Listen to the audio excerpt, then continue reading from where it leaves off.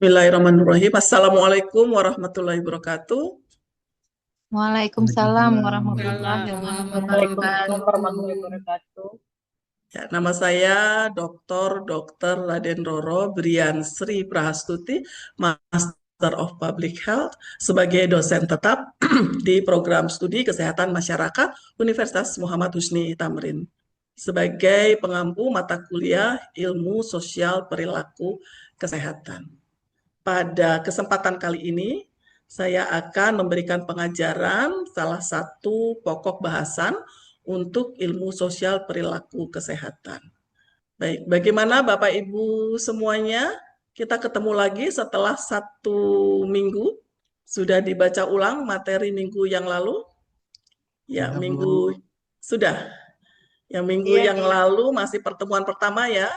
Ada beberapa hal yang saya sampaikan termasuk kontrak belajar. Sekarang kita tindak lanjut, kita teruskan lagi materi kita untuk pokok bahasan yang kedua. Saya buka dulu screenshot-nya.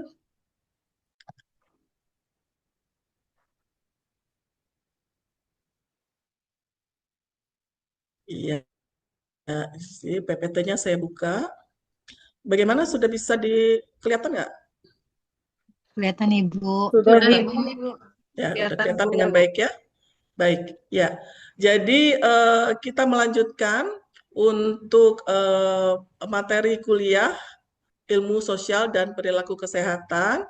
Dan pada kesempatan kali ini, pokok bahasan yang pertama itu tentang prinsip utama pendekatan antropologi untuk memahami kesehatan. Sebagai pengantar, Bapak Ibu semua ya, jadi untuk program studi S2 Kesehatan Masyarakat di UMHT itu ada beberapa target capaian pembelajaran lulusan atau CPL. Ada 4 CPL.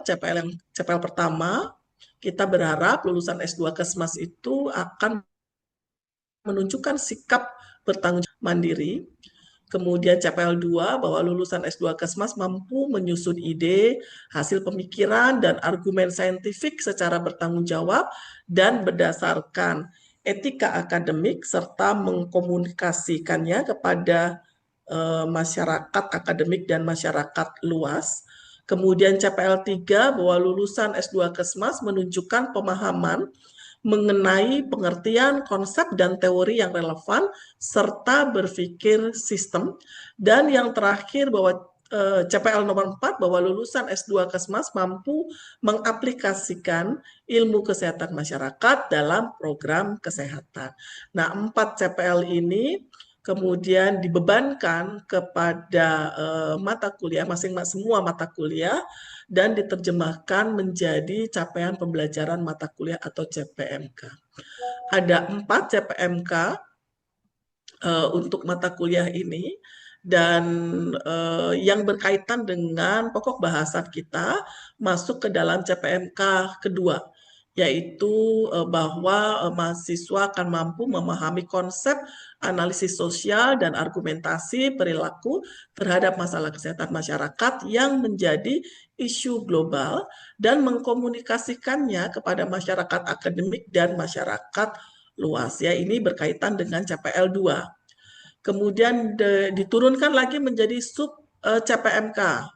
Ada dari CPMK 2 ini ada 5 sub CPMK. Yang pertama adalah mahasiswa mampu menggambarkan masalah kesehatan dengan menggunakan teori sosioantropologi.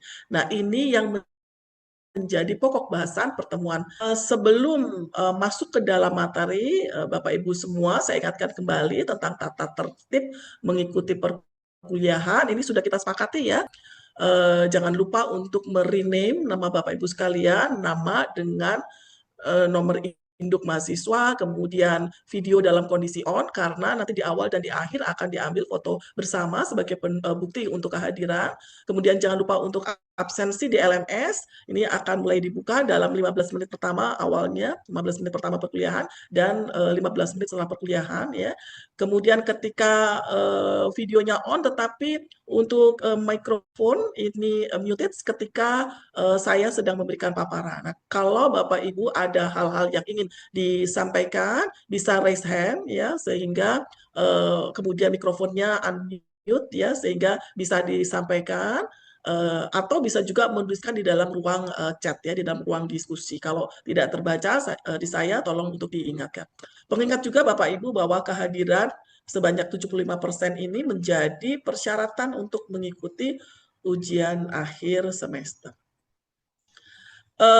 Kemudian Bapak Ibu, sebagaimana di minggu yang lalu dalam pengantar saya sudah sampaikan, maka untuk mata kuliah ilmu sosial dan perilaku kesehatan ini secara deskripsinya secara umum akan membahas cara mengkaji masalah kesehatan dengan pendekatan dan teori ilmu sosial dan ilmu perilaku dan aplikasinya sebagai konsep dan praktek dalam upaya dan perilaku kesehatan. Ya.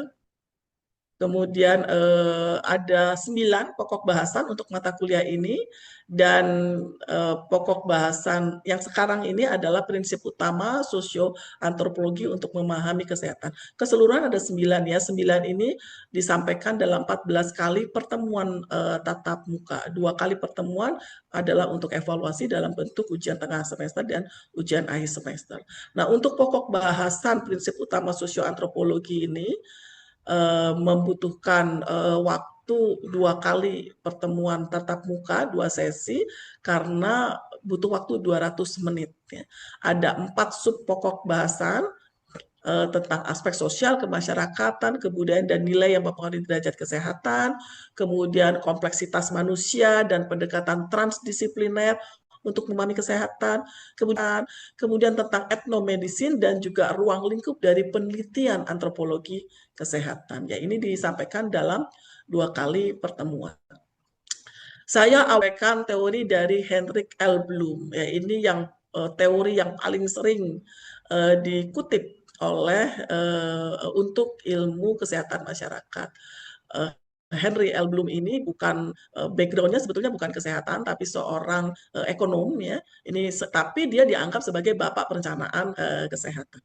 Nah, teori HL Bloom ini diadopsi menjadi sebuah model yang disebut the force field and well-being paradigm of health. Ini jadi kesehatan atau derajat kesehatan atau status kesehatan well-being berada di center. Dan ini kalau kita lihat dia luas ya. Jadi dia tidak hanya sehat yang dilihat dari somatik ya, bagaimana organ tubuh secara anatomi, fungsinya, kemudian sel-selnya atau DNA-nya, jadi itu tuh sifatnya somatik, tetapi status kesehatan juga dilihat dari indikator psikis, kejiwaan, dan juga secara sosial. Dari model ini terlihat bahwa ada 4 faktor komponen besar yang mempengaruhi derajat kesehatan. Anda bisa lihat juga bahwa proporsinya itu berbeda ya dari besar kecil ukuran dari panah. Semakin digambarkan besar itu proporsinya besar pengaruhnya terhadap derajat kesehatan atau status kesehatan juga semakin besar. Ada faktor keturunan ya, faktor keturunan yang melekat pada individu seseorang pada dirinya. Tetapi ini tentu saja berkaitan dengan orang lain, tetapi masih ada jalur keturunan di sana. Dalam konteks yang lebih luas, dalam kumpulan orang-orang, dia bisa dilihat banyak tidaknya jumlah masyarakat, bagaimana masyarakat ini terdistribusi, tingkat pertumbuhan penduduk, bahkan juga bisa dilihat dari kumpulan DNA-nya, gambaran DNA-nya. Kemudian faktor yang kedua adalah layanan kesehatan, medical care services. Tidak hanya berkaitan dengan upaya untuk pengobatan atau kuratif, tetapi juga prevention dan juga rehabilitasi, ya, pencegahan, preventif, dan juga rehabilitasi. Yang berikutnya adalah lifestyle. Lifestyle itu tidak hanya perilaku, kesehatan, tetapi juga sikap ya. Nanti di dalam ada mata kuliah perilaku, Bapak Ibu bisa mendalami oleh orang lain, sementara attitude ini adalah masih sifatnya intention, niat ya, niat seseorang. Jadi masih ada di dalam pikiran. Tapi ini sudah masuk di dalam komponen perilaku, masuk di dalam lifestyle juga. Dan yang terakhir adalah lingkungan. Lingkungan itu porsinya paling besar dia untuk mempengaruhi derajat atau status kesehatan. Dan lingkungan di sini tidak hanya lingkungan yang sifatnya fisik ya, seperti baik itu natural maupun yang alami ataupun buatan manusia, tetapi juga lingkungan sosiokultural seperti derajat ekonomi, status kesejahteraan, kemudian tingkat pendidikan, jenis pekerjaan, ya, kemudian tingkat pengangguran dan seterusnya. Jadi 4 faktor ini menurut H.L. Bloom mempengaruhi derajat kesehatan seseorang atau derajat kesehatan masyarakat kalau itu adalah kumpulan dari orang-orang. Kemudian fakta lain yang juga penting adalah di dalam ilmu kesehatan masyarakat yang kita bicarakan adalah manusia. Dan manusia ini sejatinya bukan makhluk yang individualis ya, bukan makhluk yang sendiri. Manusia ini adalah makhluk sosial dan sebagai makhluk sosial dia memiliki 3 ciri, yaitu ciri dorongan untuk berinteraksi secara sosial, karena manusia tidak bisa hidup sendirian. Untuk hidup dia butuh orang lain. Ketika dia butuh orang lain, dia akan berinteraksi dengan orang itu. Ketika dia berinteraksi dengan orang lain, maka akan ada persepsi orang lain terhadap dirinya. Nah, oleh karena itu kemudian muncullah dorongan yang lain, dorongan untuk saling membutuhkan.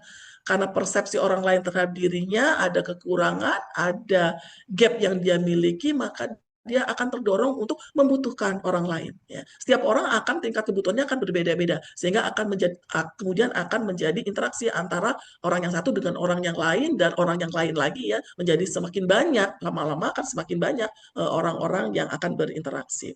Yang kedua adalah mendorong terjadinya dorongan untuk belajar.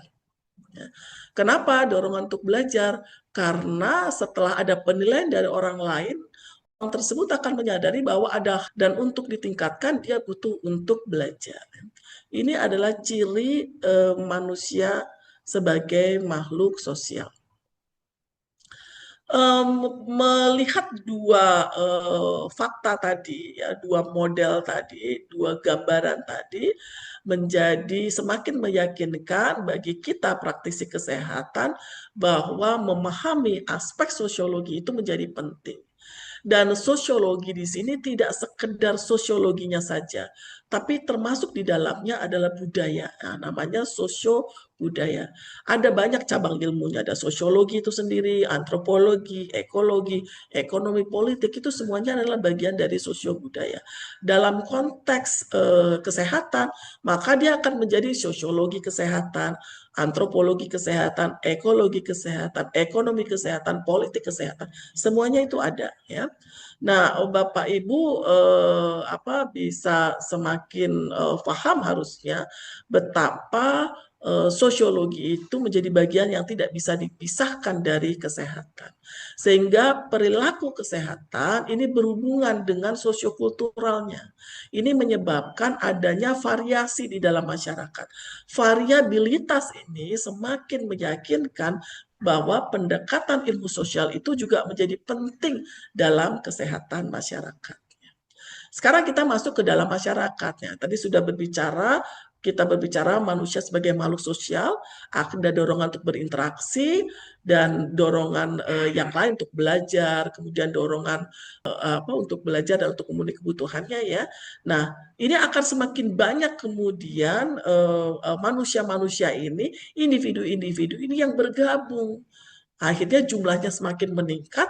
Ketika jumlahnya semakin banyak menjadi sebuah kesatuan, maka perlu ada pengaturan di dalamnya. Perlu ada pranata sosial atau social control system. Bagaimana social control system ini dibikin? Mulai dari yang paling sederhana adalah dengan cara shaming, ya, jadi mempermalukan atau rewarding dengan memberi hadiah atau punishment menerapkan sanksi mulai dari yang sifatnya hanya verbal, informal sampai ke sanksi yang sifatnya sudah tertulis dengan hukum dengan hukum atau dengan undang-undang atau dengan peraturan. Atau bisa juga di masyarakat tradisional seringkali juga peranata sosial ini dalam bentuk membangun ketakutan. Ya, ada banyak cerita yang bisa sharekan di sini terkait dengan bagaimana membangun ketakutan itu bisa menjadi peranata sosial ya, tapi kita bisa diskusikan di luar pembelajaran ya karena panjang ceritanya ya. Nah, ini oleh Kuncoro Ningrat kemudian merumuskan unsur masyarakat itu ada dua, kontrol sistem atau peranata sosial. Nah, Bapak Ibu, tadi kita sudah belajar ya aspek sosial dengan budayanya jadi aspek sultan dan derajat kesehatan. Budaya sendiri mempunyai 7 unsur. Ini saya singkat saja. 7 unsur itu terdiri dari tradisi, sikap fatalistik, sikap etnosentris, norma, nilai. Unsur budaya ada unsur-unsurnya lagi di dalamnya. Ada pendidikan, ada bahasa, ada adat istiadat, ya itu adalah unsur dari budaya. Teknologi, penggunaan alat itu unsur dari budaya. Dan kemudian ada juga inovasi. Nah, 7 aspek budaya ini mempengaruhi sehat ya. Nah, sehat ini nanti juga tadi kembali ke model dari adaptasi dari teori H.L. Bloom ya, sehat tadi dengan 3 indikatornya, lingkaran di bagian dalam tadi cukup luas juga. Jadi pengertian sehat ini juga bisa dideskripsikan dengan sangat luas. Ini bisa menjadi rujukan yang penting untuk ketika Bapak Ibu nanti sudah mulai berpikir untuk melakukan penelitian tesisnya ya. Kemudian inovasi. Tadi salah satu dari unsur budaya adalah inovasi. Nah, inovasi ini Bapak Ibu sekalian menjadi hal yang penting untuk difahami ya. Saya tidak berbicara detail tentang inovasi, tapi karena akan ada pokok bahasan khusus tentang inovasi. Inovasi ini, tapi secara prinsip ya Bapak Ibu, inovasi ini berkaitan dengan perubahan. Perubahan ini menjadi faktor yang penting karena tadi kan waktu saya berbicara soal makhluk sosial, ini akan adanya dorongan untuk belajar, dorongan untuk memenuhi kebutuhan, dorongan untuk berinteraksi. Ini akan menyebabkan seorang individu berubah, tapi juga lingkungan sosialnya juga akan berubah. Ya. Dan ini yang disebut dengan dinamika inilah yang menjadi salah satu fenomena yang terjadi di dalam lingkungan makhluk sosial. Nah, artinya perubahan itu bukan sesuatu yang asing ya. Perubahan ini sesuatu yang biasa terjadi. Hanya ada yang terjadi membutuhkan waktu yang lama, ada juga yang membutuhkan waktu yang pendek. Untuk kesehatan masyarakat, maka yang menjadi pertimbangan kita adalah perubahan yang bisa terjadi dalam waktu yang singkat, dalam waktu yang pendek ya. Nah, di situ Bapak Ibu sebagai praktisi kesehatan melakukan penelitian, menciptakan inovasi-inovasi sebagai intervensi, harapannya adalah untuk membuat perubahan masyarakat yang terjadi dalam waktu yang cepat. Nah, untuk terjadinya perubahan karena adanya inovasi ini perlu seorang inovator. Tetapi tidak semua orang bisa menjadi inovator. Hanya 2-3% yang seseorang secara alami akan menjadi seorang inovator. Harapannya Bapak Ibu yang sekarang sedang mempelajari ilmu kesehatan masyarakat di S2 ini menjadi bagian dari kelompok yang inovator itu, yang bisa membuat ide-ide baru.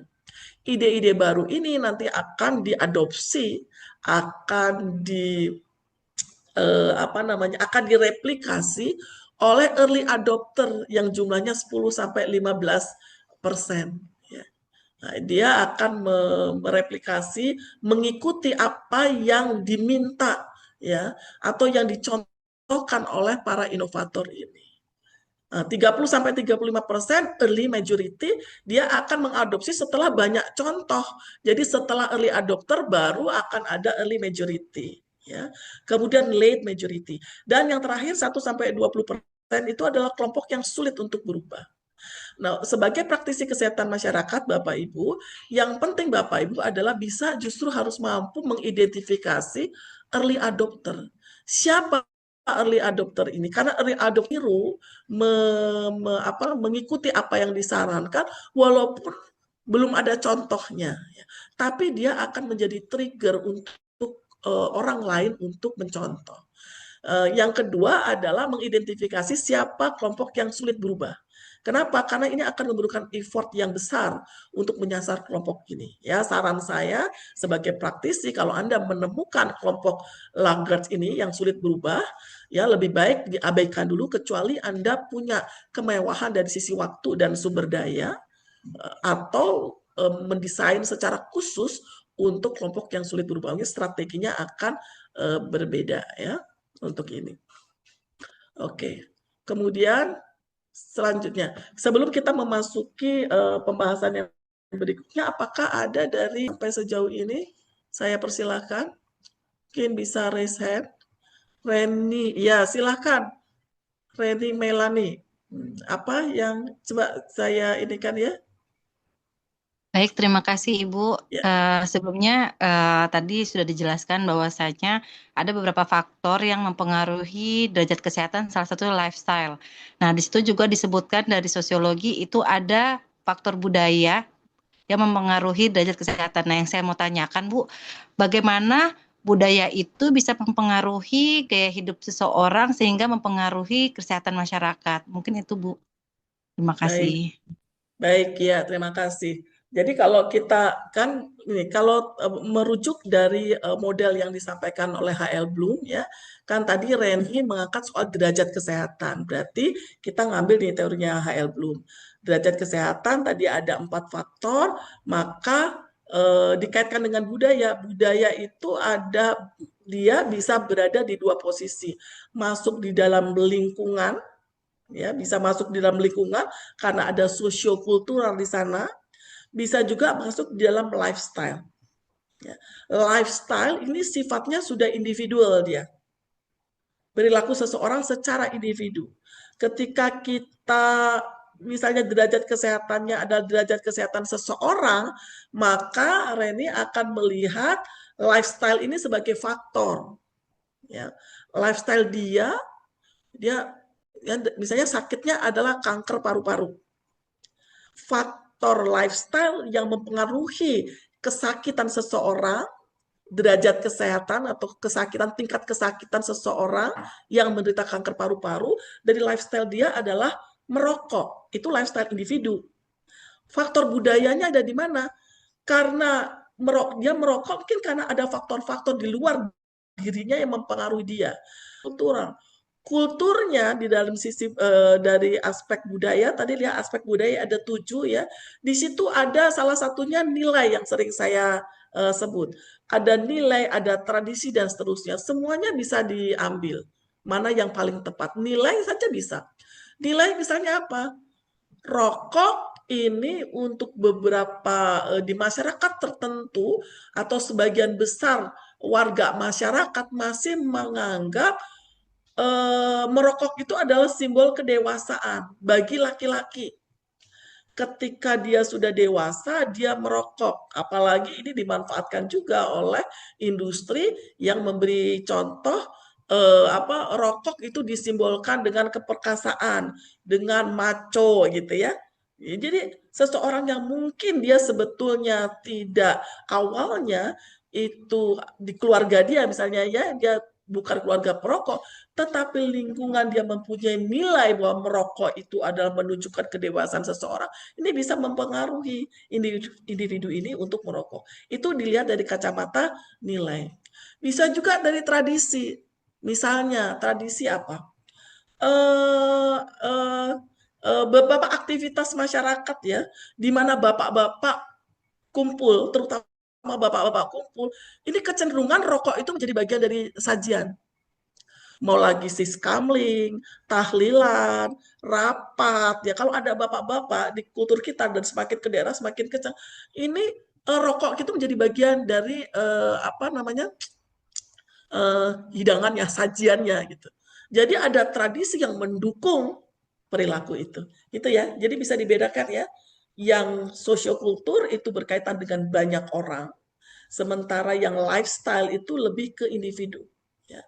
Tapi jadi lifestyle yang dilakukan, tapi bagaimana sosial budaya budaya tadi bisa tercipta juga karena ada perilaku-perilaku individu yang terjadi dilakukan oleh banyak orang.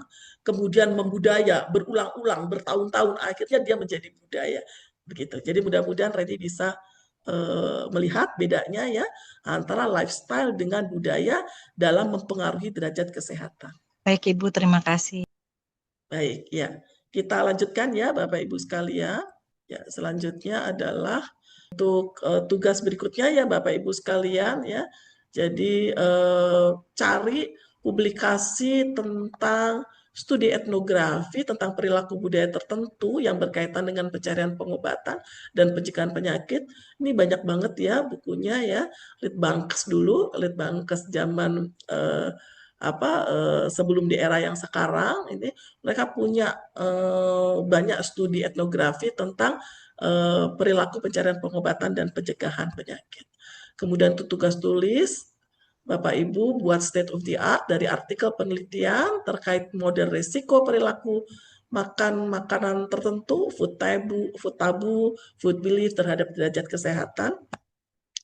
Dan untuk tugas kelompok, diskusikan masalah kesehatan masyarakat perkotaan yang relevan dengan fenomena sosial dan budaya saat ini. Ya, tata cara penyerahan tugas sudah disampaikan saat kontrak belajar ya. Bapak Ibu, ini adalah buku teks yang saya pergunakan ya. Silahkan, ini masih banyak tersedia menjadi referensi, tapi ada juga yang berbahasa Inggris ya. Kemudian dan selanjutnya bagaimana Bapak Ibu, apakah ada apa ya hal-hal penting yang kita pelajari pada sesi hari ini? Ada yang mau memberikan pendapat? Boleh, Bu. Silakan, siapa? Andriana, Bu. Silakan. Oke, baik. Kalau misalnya dari pembelajaran hari ini, yang lebih menarik buat saya adalah tadi, kalau misalnya kita sebagai inovator, mana yang perlu didahulukan untuk menjadi, Suaranya uh, kencang. untuk menggunakan, halo? Iya ya, silakan, silakan. Oh iya.